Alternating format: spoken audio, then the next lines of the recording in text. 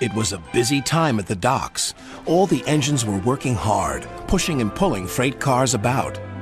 One morning, Percy was late. Cranky the Crane was quick to criticize. "These ships can't be kept waiting. They have important cargo. If they miss the tides, they will be delayed in the docks. You should look up to the ships and show more respect. You are, after all, only little." "We've got too much work," huffed Percy. "Then perhaps a lorry should do your job." Percy was shocked. He told the other engines what Cranky had said. "Stuff and nonsense," snorted James. "We engines run this island," said Henry. "What if a lorry does arrive?" I'm afraid it did, along with 2 more. Cranky was delighted. "Hey, you down there! Your job's done now! These lorries are taking over! One of them wants to talk to you!" The lorry was very rude. "What's that steaming lump of scrap iron doing here? Be off with you!" Scrap iron? Steaming scrap iron? Pah!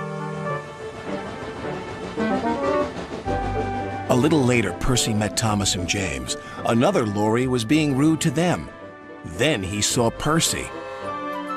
"Oh, look, it's a little green goblin on wheels. You'll be scrapped. Just you wait and see." "Well, bust my boiler. What a horrid lorry," exclaimed Thomas. "Despicable," agreed James. The next engine to meet a lorry was Toby. Well, well, well. No wonder this railway's a mess. You belong in a museum, not working in a quarry. "I might look old, but I'm very useful." "Useful? Pah!" replied the lorry. "Just you tootle off." "Tootle?" spluttered Toby. "Come along, Toby," interrupted his driver. "Don't bother to argue with him. We'll go to the flour mill instead." But when they arrived at the flour mill, Toby was shocked to see yet another lorry. "What are you doing here?" "We 3 are doing your work now. You're too slow." The foreman spoke to Toby's driver. "I'm sorry. Times are a-changin', I'm afraid." "Toby might be old," replied his driver, "but he's reliable." "Come on, Toby. We'll go to the farms. They'll still use us." Toby trundled sadly away. His railway ran through a narrow gorge, but vehicles had to tackle a steep and dangerous road. When Toby arrived, he saw the lorry from the quarry again. It was loaded with rock. "That lorry's in trouble," thought Toby. And he was.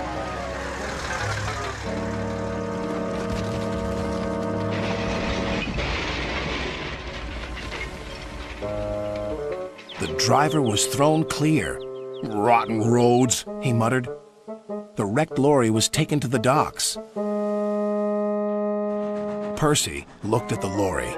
"What's this lump of steaming scrap iron?" he teased. "I'll be back," replied the lorry, "so you can wipe that silly smile off your smoke box." "Ha!" said Percy, and wheeshed him loudly. Then Butch, the breakdown vehicle, arrived. He was towing the lorry from the flour mill. "What happened?" asked Toby's driver. "He was overloaded with flour," came the reply, "and he broke down." "Not very useful now, are you?" said Toby. "Grrr," replied the lorries. Then James whistled excitedly. "They're bringing in the 3rd lorry on a barge." "What happened to that one?" James asked. "Stupid lorry was reversing and fell straight into the sea," said the tow truck man. Later, Thomas arrived.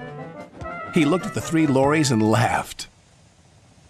"Well, well, well, the Brothers Grimm, smashed, broken, and sunk." The lorries didn't return, and the engines now work even harder to make sure they never will.